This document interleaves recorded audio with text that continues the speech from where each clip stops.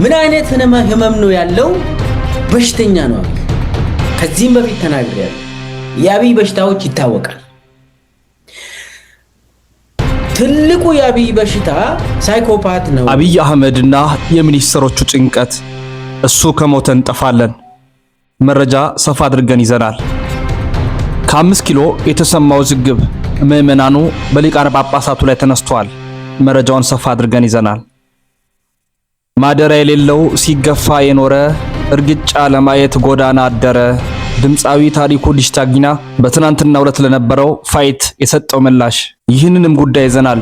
ሃይማኖታዊም አድርገውታል። የተወደዳችሁ ውድ ኦርቶዶክሳውያን ኢትዮጵያውያን፣ ኤርትራውያን ይህን ድምፅ ምሰሙላችሁም መረጃውን ላይክ በማድረግ ተባበሩን። የዩቲዩብ አልጎሪዝም መረጃውን ስለሚያዳርስ በቀጥታ ወደ መጀመሪያ ጥንክራችን እናመራለን። በመጀመሪያ መረጃችን የምንመለከተው ስለ ጠቅላይ ሚኒስትር አብይ አህመድ መረጃ ይሆናል። ዶክተር ሚልኬሳ ሚደጋም በትስስር ገጹ አንድ መረጃ አቃበለን። ዶክተር ሚልኬሳ በብልጽግና ፓርቲ በከፍተኛ ዘርፍ ላይ የነበረ ሚኒስተር ነው። ብዙ ስራዎችን ከጠቅላይ ሚኒስትር አብይ አህመድ ጋር ሰርቷል። የብልጽግና ፓርቲን እምቢኝ ብሎ ወደ ራሱ ሐሳብ መጥቶ የተለያዩ ፖለቲካዊ ጉዳዮችን በስፋት ይዳስሳል። የውስጥ መረጃዎችን በስፋት ያገኛል። በመሆኑም ዶክተር ሚልኬሳ በገጹ አንድ ቪዲዮ አጋራን። የአብይ እና የሚኒስትሮቹ ጭንቀት። ጠቅላይ ሚኒስትር አብይ አህመድ አሁን ያለበት አሁናዊ ሁኔታ ለበርካቶቻችን ጥያቄ ምልክት ፈጥሯል። አንዳንዶቹ ለሕክምና አቡዳቢ ሄደዋል ሲሉ፣ ሌሎቹ የለም አቡዳቢ አይደለም የሚሄደው የተለያዩ ፕሮጀክቶችን ለመመረቅ አያይዞን የጦርነቱን ስትራቴጂ ከፊት ሆኖ ለመምራት እንዲሁም ስለ ምክክር ኮሚሽኑ እያንዳንዱ መመሪያን ለመስጠት ከራሱ ጋር ያለው ብቸኝነትን መርጦ በድብቅ ስራዎችን እየሰራ ነው ይላሉ። ዶክተር ሚልኬሳ አገኘሁት እንዳለው መረጃ ከሆነ ጠቅላይ ሚኒስትር አብይ አህመድ ታሟል። በቤተ መንግስቱን ብቸኝነትን ነው የሚመርጠው። ብዙ ጊዜ ሰዎችን አያገኝም ከማለቱም ባሻገር እነሆኝ ደግሞ አሁን ጠቅላይ ሚኒስትር አብይ አህመድ ቢሞት ሚኒስትሮቹ ጭንቀት ውስጥ ይገባሉ። ምክንያቱ ደግሞ እሱ ከሞተኛ እንጠፋለን፣ ቀጣዩስ መሪ ማን ሊሆን ይችላል የሚለው የሚኒስትሮች ጭንቀት ነው በማለት ዶክተር ሚልኬሳ ተናግረዋል። እስኪ የቪዲዮን መረጃ ተከታትለን እንመለሳለን። ከዛ በፊት ግን አንድ የምጠይቃችሁ ሁላችሁም ላይክ በማድረግ ተከታተሉ። ምክንያቱም የዩቲዩብ አልጎሪዝም መረጃውን ለመላው ዓለም ያዳርሳል። ቀጥታ ወደ አብይ ድራማ ሊሂድ። አብይ እንግዲህ ታሟል ምናምን የሚባለው ኦፍኮርስ አብይ ታሟል። ምን አይነት ህመም ነው ያለው? በሽተኛ ነው አብይ። ከዚህም በፊት ተናግሬያለሁ። የአብይ በሽታዎች ይታወቃል። ትልቁ የአብይ በሽታ ሳይኮፓት ነው። ርህራሄ የሌለው ሰው፣ የማይጸጸት ሰው፣ ጸረ ህዝብ የሆነ ሰው መሆኑ አንድ በሽታ እንደሆነ ከዚህም በፊት ተናግሬያለሁ። ሌላው በጣም እኔ ብቻ ነኝ ብሎ እኔ ከሞትኩ ኢትዮጵያ ትጠፋለች ብሎ ስለሚያስብ ናርሲሲስት የሆነ ሰው በጣም ለቺፕ ፖፑላሪቲ የሚሰራ ሰው በመሆኑ ለሀገር እንደማይጠቅም በሽተኛ እንደሆነ፣ ሌላው የሳይኮሎጂ ችግር እንዳለበት ከዚህም በፊት ተናግሬያለሁ። በጣም የጭንቅላቱ ዲስኦርደር የሆነ ክሮኒክ የሆነ ሜንታል ዲስኦርደር ስላለው ህልምና እውነተኛ ኑሮ ተመሳሳይ የሆነበት ሰው፣ በህልም የሚኖር ማለት ህልም ውስጥ የሚኖር ሰው፣ ይሄ ሃሉሲኔሽን የሚባለው ነገር ሰው የማይሰማውን ይሰማል፣ የማይፈራውን ነገር ይፈራል። ሰው የማየውን አይቶ ፈርቶ ይኸው አያችሁ አይደለ እዛ አካባቢ አይን አለው እግር አለው ምናምን ብሎ ያሳያል። ይሄ በሽተኛ ነው። እየሰማው ነው በጆሮዬ ይላል። ምንም ነገር የሌለው ይሄ ሃሉሲኔሽን የሚባለው ዴሉዥናል ነው። ውሸት የሆነውን እውነት አድርጎ የሚወስድ ሰው ነው። አብይ ሙሉ በሙሉ የጭንቅላት በሽተኛ እንደሆነ ከዚህም በፊት ተናግሬያለሁ። ይሄ ደግሞ በኦሮሚያ በነበረበት ጊዜ የምናውቀው ነገር ነው። በየቦታ ሊገሉኝ ነው ይላል። ይሄ እኮ የበሽታ እንትን ነው፣ በሽተኛ ነው። የሳይኮሎጂ በሽታ አለበት። የሆነ ጊዜ ሐረር ሂዶ ሊገሉኝ በቃ ለትንሽ አመለጥኩ ፌስቡክ ላይ ጻፉልን አለ። ጻፍንለት። ከዛ የፒዲዮ ጽህፈት ቤት አለ እዛ ፊት ለፊት የጉምሩክ ህንጻ አለ። ጉምሩክ ህንጻ ላይ ሆኖ ወያኔዎች ሊገሉኝ ነው መትረየስና ስናይፐር አድርጓል ጌታቸው አሰፋ ምናምን ጻፉልኛል። እንዳውም ጻፍን ታየ ደንዳ እንዳውም ወጥቶ በቴሌቪዥን ላይ ራሱ ተናግሯል። እና ሰውዬው በሽተኛ ነው። ሊገሉኝ ነው ምናምን። ለምንድን ነው እንደዛ ምነው? የሱ ጭንቅላት ከዚህም በፊት ተከታትለን እንደተመለስነው ነው ዶክተር ሚልኬሳ ለዶክተር አብይና ስለ ሚኒስትሮቹ ጭንቀት ሐሳቡን አጋርቷል። እስኪ እናንተንም እንጠይቅ። በዚህ ጉዳይ ሐሳባችሁ ምንድነው? በኮመንት ሐሳቦቻችሁን እንድታሰፍሩ እየጋበዝን ወደ 5 ኪሎ እናመራለን። በፌስቡክ ገጽ የኢትዮጵያ ኦርቶዶክስ ተዋሕዶ ቤተክርስቲያን መገናኛ ብዙሃን አገልግሎት ስርጭት ድርጅት ወይንም ኢኦቲሲ ብሮድካስቲንግ ሰርቪስ ኤጀንሲ አንድ ከሰዓታት በፊት በፌስቡክ ገጹ መረጃ አጋራን። ብፁዕ አቡነ ሳዊሮስና ብፁዕ አቡነ ዲዮስቆሮስን ላሰፈረው ጽሑፍ የፌስቡክ የገጽ ሽፋን አድርገው አወጣቸው። ብፁዕ አቡነ ሳዊሮስ የመንበረ ፓትርያርክ ጠቅላይ ቤተ ክህነት ዋና ስራ አስኪያጅ እንዲሁም የመስካየ ኅዙናን መድኃኔዓለም ቤተክርስቲያን የበላይ ጠባቂ እንዲሁም የሸገር ሲቲ ሀገረ ስብከት ሊቀ ጳጳስ ናቸው። ብፁዕ አቡነ ዲዮስቆሮስ የቅዱስ ሲኖዶስ ዋና ጸሐፊና የራያ ማይጨው ሀገረ ስብከት ሊቀ ጳጳስ ናቸው። ሁለቱን ሊቃነ ጳጳሳት ከፊት ለፊት ገጽ ላይ አድርጎ የብፁዓን አበው ሊቃነ ጳጳሳት የ21ኛ ዓመት በዓለ ሲመት ሲል ኢኦቲሲ ቲቪ በገጹ ያጋራልናል። አሁን ከዚህ በኋላ ያለውን ዋናው ሐሳብ የብፁዓን አበው ሊቃነ ጳጳሳት የ21ኛ ዓመት በዓለ ሲመትን በተመለከተ ሰፋ ያለ ጥንቅር የኢኦቲሲ ዘጋቢዎች በትስስር ገጻቸው አጋሩም። በተለቀቀ በ2-3 ደቂቃ ውስጥ ግን በኮመንት ላይ የተቀመጠው ነገር ምን ያህል ኦርቶዶክሳውያኑ በእነዚህ ብፁዓን አባቶች እንዳዘነ ቅስሙ እንደተሰበረና እንዳዘነ የሚያመላክት ነው። ሙሉ በሙሉ ከተጻፉት ኮመንቶች ውስጥ በአንድ ሰዓት ብቻ ከወጣ ውስጥ ቢያንስ ከ80-90% በላይ እጅግ የሚያሳዝን መልእክት ነው። ለምሳሌ የተወሰነውን ያህል ብናነብላችሁ አውሬ የቧጨረው መስዋዕት እያቀረባችሁ እግዚአብሔርን ማስደሰት አይቻልም። ኢትዮጵያንና ቤተክርስቲያንን እያጠፋችኋት እንደሆነ እንደዛ ነው የምንረዳው። ሚዲያ ላይ የምትሰሩትም በማጥፋት ተባባሪ ናችሁ። ሌላኛው አስተያየት ሰጪም ኧረ በእግዚአብሔር በእነዚህ አባቶች አውግዙልን፣ እኛ ኦርቶዶክስ ነን፣ የነሱን እንጃ። የእሳቸው የክፍፍልና የኦሮሚያ ሲኖዶስ ማለት መቼም አይረሴ ሂደቱም የትግራይ ሲኖዶስን ያዋለደ አሁንም የሰሩ ያሉት እንደ አብዛኛው ከዛ ሰፈር እንዳሉት ከእምነት ብሔር በማስቀደም ለኦህዴድ ብልጽግና መደላደልን መፍጠር ነው። ምን ሰሩ? ለቤተ ክርስቲያን አስገደሉን እንጂ የዱርዬ ስብስብ ወለጋ ላይ ስለተገደሉ ካህን አትዘግቡም።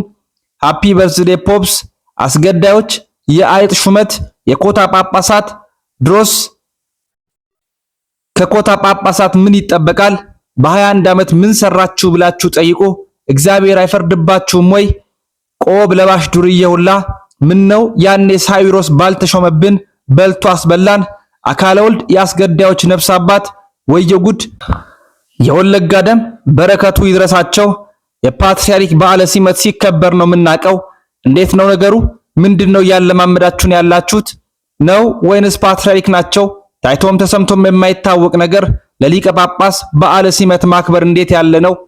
እና መሰል በዛ ያሉ ሐሳቦች ከተጠቀሱት ኮመንቶች ውስጥ ከ80-90% በላይ እንዲህ አይነት አስተያየት ተሰጥቷቸዋል። እንግዲህ እግዚአብሔር ያሳያችሁ። ይህ የምናመላክታችሁ መረጃ ራሱ ኢኦቲሲ የዘገበውና ሊቃነ ጳጳሳቱ እንዲሁም በቤተ ክህነት ውስጥ ያሉ የሚመለከቱት ነው። ምዕመኑ ግን አባቶችን የጠላበት መንገድ ርቀቱ ምን ያህል እንደሆነ በጋድ የሚያሳይ ነው። እስኪ እናንተስ ስለነዚህ አባቶች ምን ትላላችሁ? ሁላችሁም የተሰማችሁን ስሜት በዚህ አጋሩም። በእርግጥም ሊቃነ ጳጳሳቱም ሆነ የሚመለከታቸው አካላት ይህንን ይመለከታሉ። በመሆኑም ላይክ ያደረጋችሁ ስለነዚህ አባቶች እናንተም ሐሳብ አስተያየቶቻችሁ እንድትሰጡ ጋበዝናችሁ። በመጨረሻ ወደ ያዝነው መረጃችን ስናመራ ማደሪያ የሌለው ሲገፋ የኖረ እርግጫ ለማየት ጎዳና አደረ ድምፃዊ ታሪኩ ዲሽታጊና የጻፈው ነው። ጆኒ ሴዶን ማሸነፉን ተከትሎ ድምጻዊ ታሪኩ ያስተላለፈው የትችት መልእክት ከፍተኛ መነጋገሪያ ሆኗል። በአዲስ አበባ አድዋ ድል መታሰቢያ ሙዚየም ከቀኑ 10 ሰዓት የመክፈቻ ፕሮግራም ተጀምሮ ከሌሊቱ 10 ሰዓት በተካሄደው የኢትዮጵያ ታፕ ፋይት ሻምፒዮን ኢቲኤፍሲ 002 አድዋ ፋይት ናይት ዋና ፊልሚያ ጆኒ ጁጁትሱ ሴዶን ወይንም በቀሉን ማሸነፉን ተከትሎ የሰላም አምባሳደር የሆነው ታዋቂው ድምጻዊ ታሪኩ ጋንጋሲ ዲሽታጊና በማህበራዊ ሚዲያ ያስተላለፈው የትችት መልእክት ከፍተኛ መነጋገሪያ ሆኗል። በሺዎች የሚቆጠሩ ተመልካቾችን በሳበው በዚህ ውድድር ዙሪያ ድምጻዊው ማደሪያ የሌለው ህዝብ ሲገፋ የኖረ እርግጫ ለማየት ጎዳና አደረ የሚል ግጥማዊ ቅሬታ ያቀረበ ሲሆን ይሄውም በአሁኑ ወቅት በሀገሪቱ ውስጥ የተስፋፋ ያለውን የፍትህ ማጣት፣ የጦርነት ስቃይ፣ ተቋማዊ የሌብነትና የዘረፋ ወንጀል እንዲሁም የከፋ የኢኮኖሚ ውድቀት ችላ በማለት ህዝቡ ጥልቅ ማህበራዊና ፖለቲካዊ ችግሮች ውስጥ እያለ በእንደዚህ አይነት የትግል ትዕይንቶች ላይ ትኩረት ማድረጉን ለመኮነን ሐሳቡን ሰንዝሯል። ብዙዎች ከ10,000 እስከ 100,000 ከፍለው ማየታቸውን መብታቸው ነው፣ ብራቸው ነው፣ እንዲሁም አብዛኛዎቹ ቲክቶከሮች ናቸው፣ ስለዚህ ትልቅ የገቢ ማግኛ መንገድ አላቸው፣ ልክ ናቸው እያሉ ይገኛሉ። ሌሎች ደግሞ ከዚህ በተቃራኒ የሆኑ ሐሳብ አስተያየቶቻቸውን እየሰነዘሩ ይገኛሉ። እናንተስ ድምጻዊ ታሪኩ ጋንጋሲ ዲሽታጊና ባነሳው ሐሳብ ተስማማላችሁ ወይንስ አትስማሙም? በጨዋነት ሐሳብ አስተያየቶቻችሁን አካፍሉን። ይህ ጉዳይ ከስፖርታዊ ውድድር ባሻገርም ሃይማኖታዊ ጉዳይ አስመስለውታል። በትናንትናው ዕለት አባይ ቲቪ በቀጥታ ባስተላለፈው የምሽቱ ታላቁ ፊልሚያ ጆኒ አዲሱ የኢቲኤፍሲ 2 ሻምፒዮን መሆኑ ይታወሳል። በአድዋ ድል መታሰቢያ ሙዚየም በታላቅ ድምቀት ሲካሄድ የሰነበተው የኢቲኤፍሲ 2 የመጨረሻ ተፋላሚ የነበሩት ጆኒና ሴዶ ሲሆኑ ጆኒ ማሸነፉን ተከትሎ ሴዶ እስልምና አማኝ ነው። የእስልምና አማኞች ደግሞ በርካቶቹ ሃይማኖት እንኳን ቀይራለሁ ጆኒ የሚያሸንፍ ከሆነ በእውነት አላህ የለም ማለት ነው፣ አላህ ታምር ማድረግ አለበት በሚል በትስር ገጾቻቸው ስፖርታዊ ውድድሩን ሃይማኖታዊ ጉዳይ አስመስለው ሰንብተዋል። እጅግ የሚያሳዝነው በሰላም እንኳን ተወዳድሮ እንኳን መውጣት እስከማይቻልበት ደረጃ ድረስ አንዳንድ ጽንፍ የደረሱ አማኝነን የሚሉት እምነታቸውን ቀይረው ሃይማኖታቸው ላይ ትኩረት አድርገው የሁለቱን ተወዳዳሪዎች ፊልሚያ ሳይሆን የሃይማኖት ግብ አስመስለው አልፈውታል። እናንተስ ምን ትላላችሁ? የተለያዩ ሐሳቦች እንድታስቀምጡ የጋበዝኩኝ ከዚህ ጋር በተገናኘ የተነሱትን አስቂኝ የተባሉ ቪዲዮችን እንደሚከተለው አጋራላችኋለሁ። ሆነ ተከናወነ እስከዛሬ ያለ ጥፋታቸው ለሰበርካቸው ብሎኬትና ጀበና ፍትህ ሰፈነ። ፋይት እንደ ፕሮሞሽን ቀላል አይደለም። የእናትህን ቁጣ ብትሰማ ይሻል ነበረ። የትም ተወለድ አትደብደብ። አው ጆኒ ጁጁሱ ሰይዶ ማርሻል ከተሸነፈ ወላሂ ላዚም ሃይማኖቴን እቀይራለሁ። እኔ የአላህን አቅም የማቅበት ውድድር ነው ይሄ። ወላሂ ላዚም እኔ ማለት ነው ይሄን ውድድር እምነት በሌለው ሃይማኖት በሌለው ሰው ሰይዶ ማርሻል ከተሸነፈ ይሄ ወላሂ ላዚም እኔ ሃይማኖቴን እቀይራለሁ። አላህ አቅሙን ካላሳየኝ ወላሂ ላዚም ሴዶ በኃይል ተመቶ ሲሰበር አይቻለውና ሴዶ ፕሊዝ እባክህ ተው፣ ይሄ ጫወታ ይቅርብ፣ ትሰበራለህ። ሲሰበር ሊትራሊ ሲሰበር ነው ያየሁት። እግሩ ነው ወገቡ ነው የተሰበረው። ከዚህ በኋላ መንቀሳቀስ የማይችልበት አይነት ነገር ነው የሚሆነው። በቃ አልሐምዱሊላህ ሰላቱ ሰላም አላ ወአላ ረሱል ሰለላሁ ዐለይሂ ወሰለም።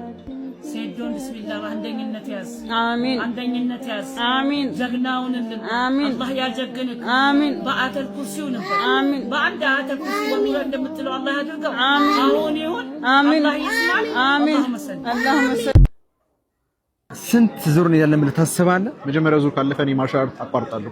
ባሸንፈው በመጀመሪያው ዙር አልፎ ካሸነፍኩት በኋላ ራሱ ብሩ ለሱ ሰጠዋለሁ። አልፈልግም፣ በቃ እኔ ስራ ቀይራለሁ። በእውነት በል ጌሾ ወቀጣ በርበሬ ነው በርበሬ ወቀጣ ማንም ሰው ካይመጣ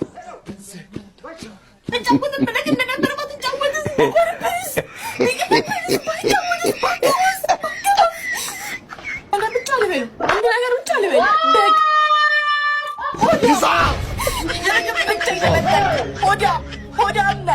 አንድ አልሰነዘረም። አንድ ቦክስ ሴዶ አልሰነዘረም። እንዲህ ሲል አፈፍ አርጎ አፈረጠው። መቀጥቀጥ ነው። ግንባሩ አብጧል። ካያችሁ ግንባሩ አብጧል። ቀጥቅጦታል። እጁን ጧ አርጎ ሊቀለጥሰው ነበር። ዳኛው አይቶ ባያስቆመው ፈጣሪ ምስክሬ እጁን ጠምዝዞታል። ቅው አርጎ ሰብሯት ነው። እድሜ ለዳኛ። ዳኛውን አመስግን። ብትችል ዳኛውን ጁስም ምንም ጋብዘው፣ ጥሩ ጥሩ ነገር ዳኛውን ጋብዘው እንጂ እጅን ቀንጥሶ ቁጭ ያደርግልህ ነበር። ያየነው ነገር ስለሆነ ነው የምንናገረው። ሴዶ ያን ደጋፊ ያንተ ብቻ ነበር የነበረው። ካየ በቀሉ በቀሉ እያስባልሽ ነው የገባሽ። በቀሉ በቀሉ ጉራ ተነፋ፣ ኡኡ ተባለ። ለምን ሶሻል ሚዲያ ላይ እንትና ብዙ የለም። አሁን ቲክታክ ላይ ብታመጣው ጆኒሻ ብዙ ሰው የላት፣ ብዙ አጨብጫቢ የለውም፣ ብዙ አጋዥ የለውም፣ ምናምን ምናምን የለውም። እሱ ስራው ላይ ኢና ሊላሂ ወኢና ኢለይሂ ራጂዑን። እኔውን ግራ የገባኝ ማለት ነው ሴዶ ካሁን በፊትም ተናግሮ ነበር። ይሄ ልጅ ድግምት ሰርቷል፣ ድግምት ሰርቶ እየመጣ ነው ብሏል። ቀድሞ ተናግሯል። ለ20 ምናምን አመት በስፖርት ሰውነቱን የቀጣቀጠ ልጅ ልክ ፊሽካው ስነፋ ልጁ ድንግጥ ክው ብሎ ነው የመጣው። ከመጀመሪያ ነው ያወቅኩት እኔ። እኛ ድሮ የምናውቀው ሴዶ አይደለም ይሄ ዛሬ ሴዶ። እና ምንድነው የሆነ ነገር አለ እንዴ? የሆነ ያሳሰሩት ነገር አለ? ሴር ነው ድግምት ነው ምንድነው ነው? እስኪ በኮሜንት አሳውቁኝ እስቲ። ሐስቡናላሁ ወኒዕመል ወኪል። መረጃው ለመላው ዓለም እንዲዳረስ ላይክ ሼር ማድረጋችሁ እንዳይዘነጋ። ተሰነባበትን። ሰናይ ቆይታ ይሁንላችሁ።